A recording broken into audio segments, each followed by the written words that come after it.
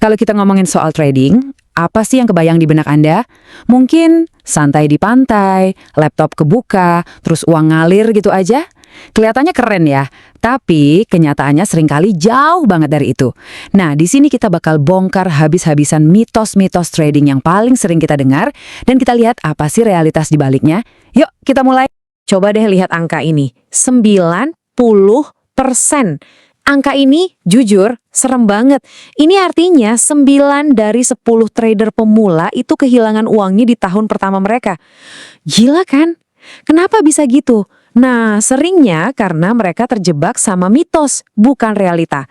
Tujuan kita di sini simpel, mastiin Anda nggak jadi bagian dari statistik yang 90% itu. Oke, kita mulai dari yang paling menjual. Mitos nomor 1.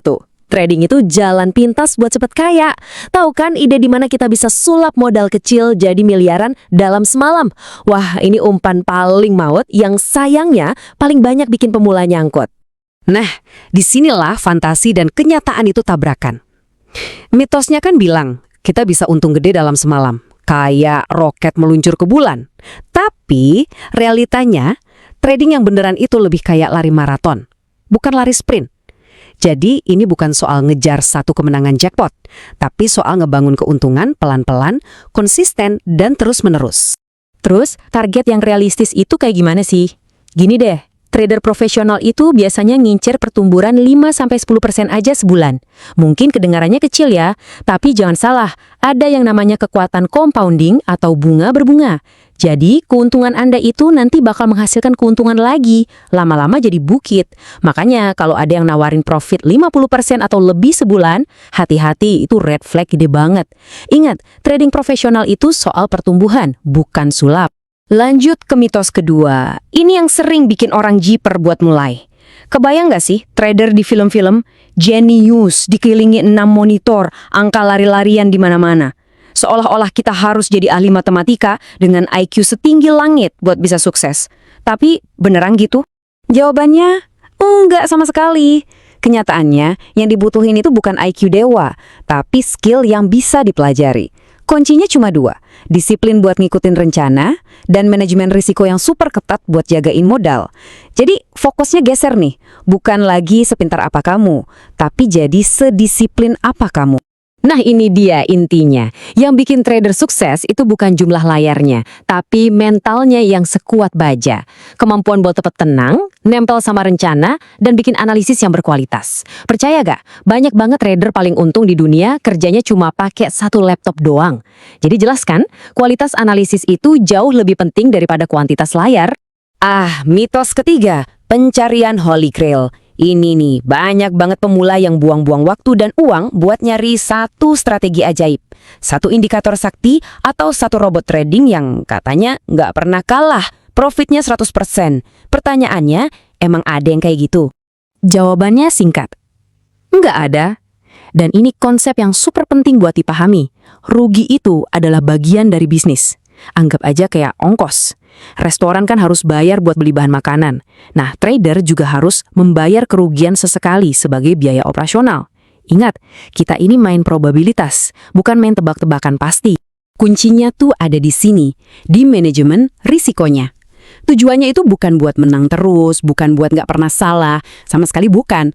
Tujuannya adalah pas kita menang, menangnya harus gede. Jauh lebih gede daripada pas kita kalah.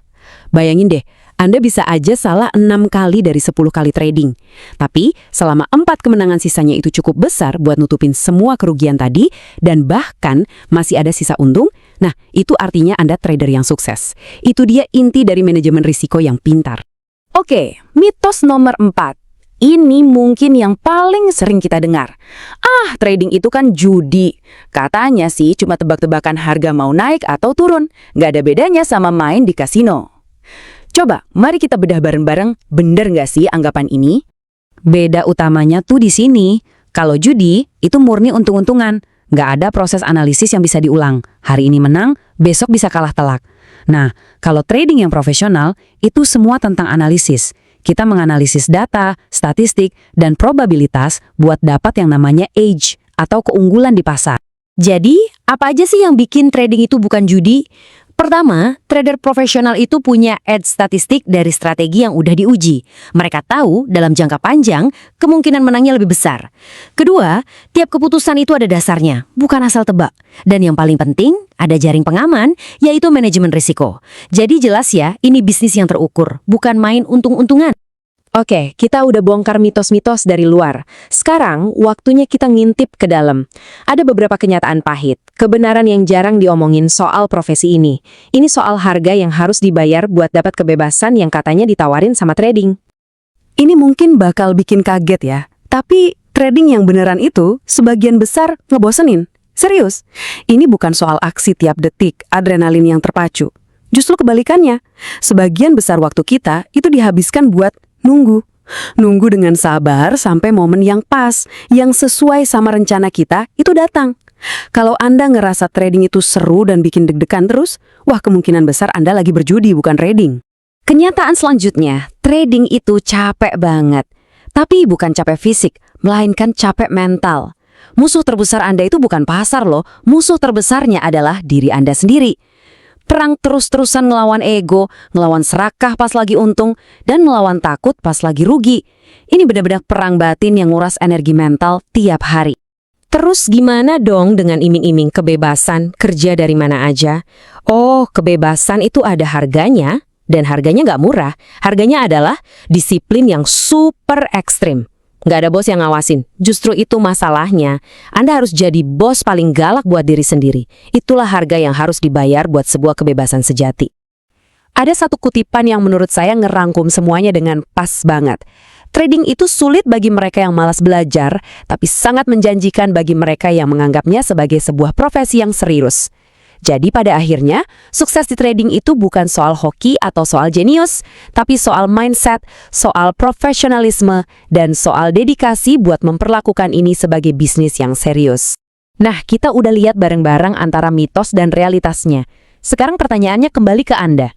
Setelah tahu kalau ini tuh lari maraton yang penuh tantangan, bukan lari sprint yang gampang, apakah ini perjalanan yang benar-benar siap Anda jalani? Cuma Anda yang bisa jawab.